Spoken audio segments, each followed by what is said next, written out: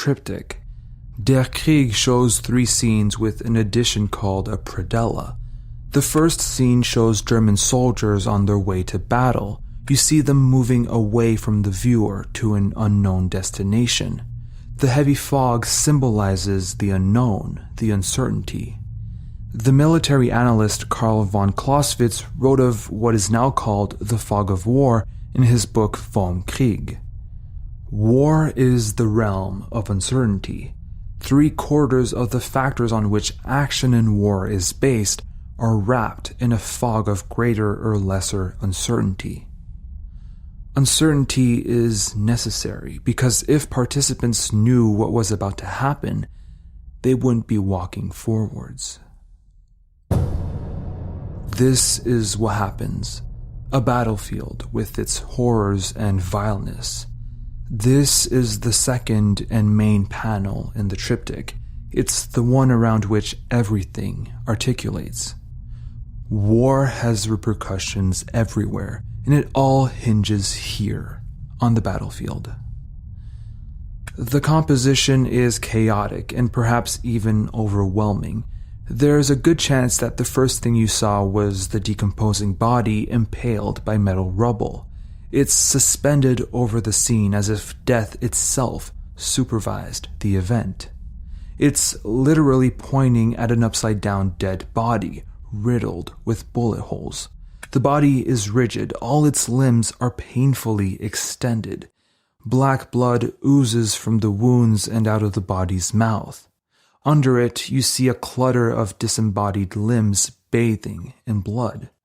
To the left of this murderous mess is burnt wood, and behind it, a body is hunched over. Unfired bullets are strapped around him.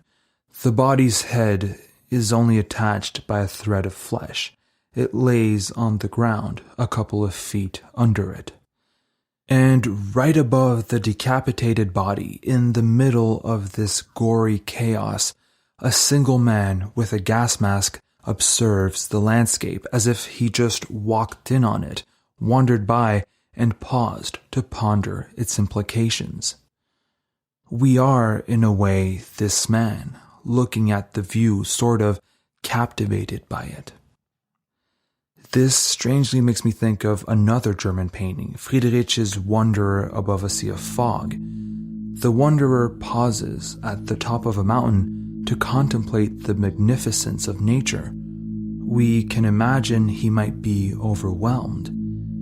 Dix's wanderer might also be overwhelmed not by the magnificence of nature, but by the destructiveness of mankind. Friedrich's wanderer triumphs over what he admires. He's, in a way, elevated by it. Dix's wanderer is subjugated by what he sees. He's in a hole. He needs a gas mask to be there. He's, in a way, crushed by his environment. Underneath the battlefield, soldiers are laying in a wooden box next to rats with sleeping masks and a blanket.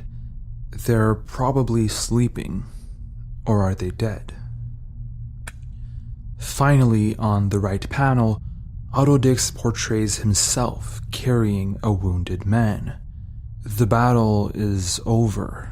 Flames light up the night and craters cover the ground in this apocalyptic landscape. Dix isn't really portraying himself as a hero. If he isn't physically wounded in this image, he's wounded psychologically. War is ugly. War is traumatizing. War is shameful.